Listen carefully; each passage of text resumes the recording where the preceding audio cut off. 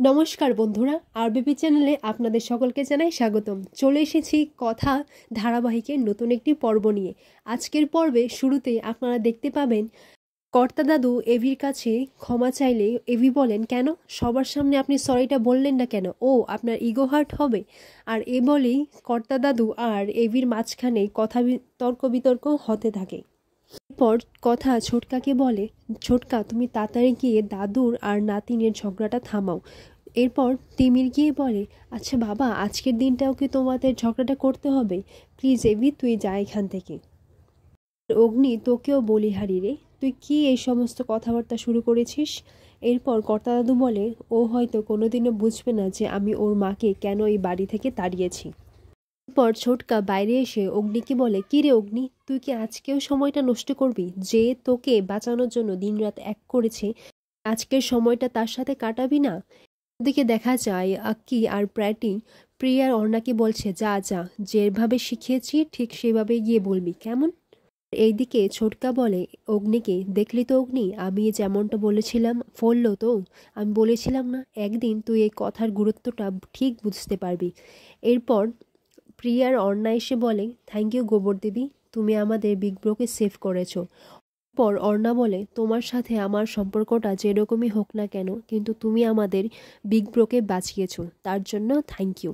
এরপর অনিকেত কথাকে thank you জানাই। যেভাবে বিগ ব্রো সবার বিপদে ঝাঁপিয়ে পড়ে, ঠিক তেমনি বিগ ব্রোয়ের বিপদের মাঝখানেও কেউ একজন তো আছে যে ঝাঁপিয়ে পড়ে ওকে ভরসা করে। এরকম একটা মানুষ সবার জীবনে থাকা উচিত।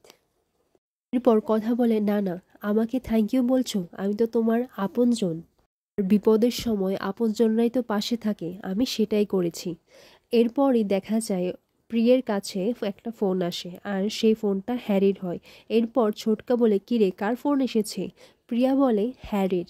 এরপর ছোটকা বলে, আচ্ছা ঠিক আছে, যা যা যা, ওকে দরজা পর্যন্ত গিয়ে এগিয়ে দিয়ে আয়। ও তুমি সাবধানে থেকো, ওই অগ্নির মতো কোনো একটা কাণ্ড বসিয়ে ঘটনা যেন। এরপর প্রি যখন হ্যারির সাথে দেখা করে, তখন প্রি হ্যারিকে বলে, আচ্ছা আপনি কি নীলাদ্রিকে থ্যাংক ইউ বলে দেবেন? তখন নীলাদ্রি উর্ফ হ্যারি মনে মনে এটাই ভাবতে লাগে, তার মানে নীলাদ্রির কথা ওনার মনে আছে। এরপর হ্যারি জিজ্ঞেস করছে, আচ্ছা কেন? এরপর প্রি বলে, উনি তো আপনাকে আসতে বলেছেন তাই। আচ্ছা আপনি কি রোজ রোজ আমার সাথে দেখা করতে পারবেন? এরপর হ্যারি বলে, তার মানে রেডিও দিদিমণির এই মুখোশটাকেই ভালোবেসে ফেলেছেন। পর নীলাদ্রি মনে মনে এটাই ভাবতে লাগে যে ছোট মামাই তো বলেছে যে এভাবেই হয়তো ভালোবাসাটা শুরু হবে, সে আর কিছু হবে না, হয়তো হ্যারিকেই না হয় প্রথম উনি জড়িয়ে ধরলেন। প্রি যখন হ্যারিকে জড়িয়ে ধরে, তখন প্রি এটাই বলতে লাগে, এই গন্ধটা এত চেনা চেনা লাগছে কেন? কিন্তু কেন? অন্যদিকে দেখা যায় কথা মনে মনে এভির কথাই ভাবতে লাগে। কথা এটা বলে, পাচক মশাই, আপনি মুখ ফুটে আমাকে কেন বলতে পারেন না বলুন তো? আমি জানি, আপনি তো জানেন আমি আপনাকে ভালোবাসি, আর তাই হয়তো আপনি যদি একটু দুর্বল হয়ে পড়েন, তাহলে আমি হয়তো আপনাকে আরও ভালোবেসে ফেলবো, তার জন্য হয়তো আপনি এটা করছেন।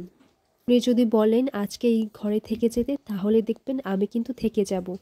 একটু পরে এভি এসে কথার হাতটা ধরে ওকে টেনে এর কাছে করে নেয় এবং কথাকে কুলে নিয়ে সে তাকে ঘোরাতে শুরু করে। এরপর কথা বলে, পাচক মশাই, এটা আপনি কি করছেন? পর এভি বলে, থ্যাংক ইউ কথা, থ্যাংক ইউ। আজকে তোর জন্য সবার সামনে মান্ডবের আসল চেহারাটা ধরা পড়েছে, আর তুই যদি না থাকতে তাহলে কি হতো বলতো? সারা জীবন আমাকে ওই তাণ্ডবের সাথেই কাটাতে হতো। পরে কথা দেখতে পেল যে এভি সেই ঘরে নেই। তখন কথা বুঝতে পারে, তাহলে এই সবটাই আমার ভাবনা ছিল। এরপর এভি যখন ঘরে আসে, তখন কথা সেই ঘর থেকে চলে যেতে চাইলে এভি বলে, দাঁড়া, তোর সাথে আমার কিছু কথা আছে।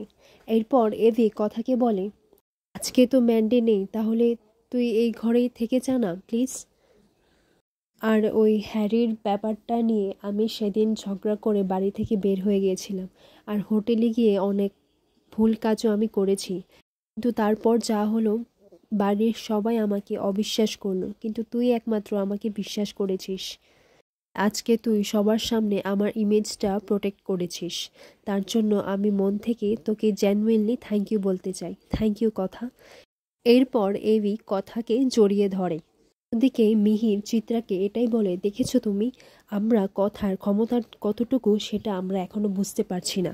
কথা যে কী করতে পারে সেটা আমরা কিন্তু এখনো টের পাচ্ছি না।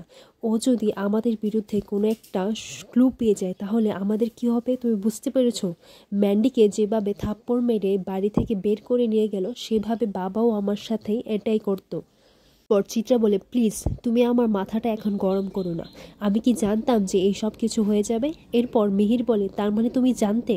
এরপর চিত্রা বলে, হ্যাঁ আমি জানতাম, সরো এখন আমাকে প্রান্তিককে ফোন করতে হবে। পর প্রান্তিককে ফোন করে চিত্রা বলে, কেমন আছো? এরপর প্রান্তিক বলে, আপনি কি আমার সাথে ইয়ার্কি করছেন? কথা আবারও পার পেয়ে গেল। এরপর চিত্রা বলে, হ্যাঁ আমি বুঝতে পারছি, আমারও শান্তি নেই। প্রান্তিক বলে, ওই কথা আর অগ্নিকে যদি আমি মাটিতে মেশাতে না পারি তাহলে আমার নামও প্রান্তিক বিশ্বাস নয়। এরপর চিত্রা বলে, আমি তো ম্যান্ডিকেও ফোন করতে পারছি না, বেচারি ফোন তোলার মতো হয়তো ওর অবস্থা নেই। তখন প্রান্তিক বলে, কেন নাটক করছেন আপনি? জানি আপনি কেন ফোন করছেন না, আপনি ফোন করলে মান্ডবীর ফোনে আপনার নাম্বারটা ভেসে উঠবে, আর যদি স্বপনবাবু দেখে ফেলেন সেজন্যই আপনি সেই ভয়েই ফোন করছেন না। চিত্রা বলে, হ্যাঁ তাই, বাজে কথা না বলে এখন আমরা নেক্সট কি করব সেটা বলো। পর প্রান্তিক বলে, ওই গুহ ফার্মা আর ওই গুহবাড়ির শির দ্বারা আমি ভেঙে দেব। এটা বলে প্রান্তিক ফোনটা রেখে দেয়। পর চিত্রা মিহিরকে বলে, ছেলে মেয়ের টেনশন, বাড়ির টেনশন, সংসারের টেনশন, আর একা একা আমি আর কত প্ল্যান করব বলো?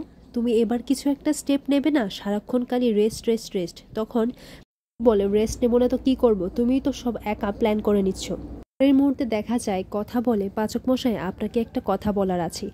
এখন আমি তো জানি আমাকে এক না একদিন এখান থেকে চলে যেতেই হবে, আর সেটা যাওয়া নিয়ে আমি আপনাকে বিভ্রান্ত করতে চাই না, আর আমি নিজেও বিভ্রান্ত নই, কিন্তু এই যে আমরা একসাথে এখন একই ঘরে থাকছি, আমি আপনার সাথে আছি, কোন সম্পর্কের ভিত্তিতে?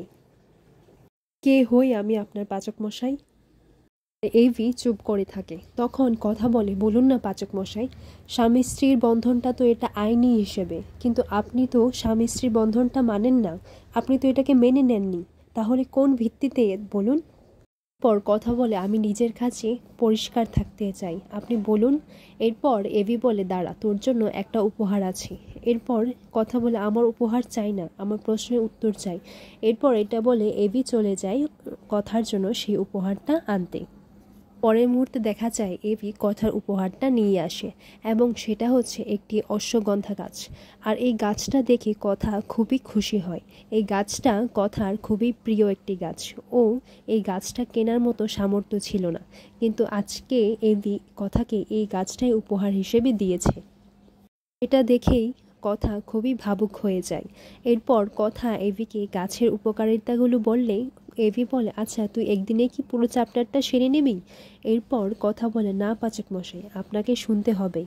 এরপর এভি বলে, কি রে তুই গাছ পেয়ে নিজের কথাটাই ভুলে গেলি?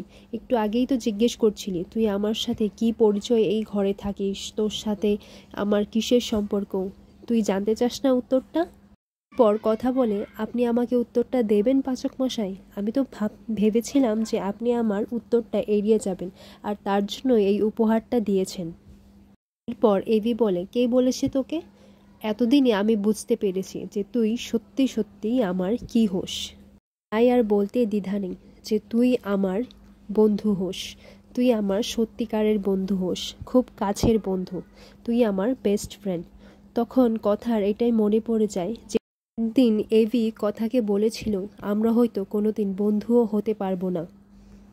পর এভি বলে, তুই হয়তো অন্য কিছু শুনতে চাইছিলি। পর কথা বলে, না পাচক মশাই, আমি অন্য কিচ্ছু শুনতে চাইনি। আজকে এই কথাটা শুনে আমার কত বড় আনন্দ হচ্ছে সেটা আমি আপনাকে শব্দে বলে বোঝাতে পারবো না। একদিন আপনিই বলেছিলেন যে আমি আপনার বন্ধু হওয়ার যোগ্য নই, আর আজ আপনিই বলছেন যে আমি আপনার সব থেকে কাছের বন্ধু। পর এভি বলে, হয়েছে হয়েছে, নে এখন তোকে এই গাছটা এনে দিয়েছি, তুই এই গাছের সেবা কর, আর এরকম গাছের পাতা পাতা কিন্তু আমাকে বেটে খাওয়াবি না, নইলে কিন্তু খুব খারাপ হয়ে যাবে। এরপর কথা বলে, দেখেছেন তো আপনি উত্তেজিত হয়ে পড়েছেন, একবার যদি আপনাকে অশ্বগন্ধার মূলটা একটু বেটে খাওয়ানো যেত। এরপর এভি বলে, একদম চুপ। আর এখানেই আজকের পর্বটি শেষ হয়ে যায়।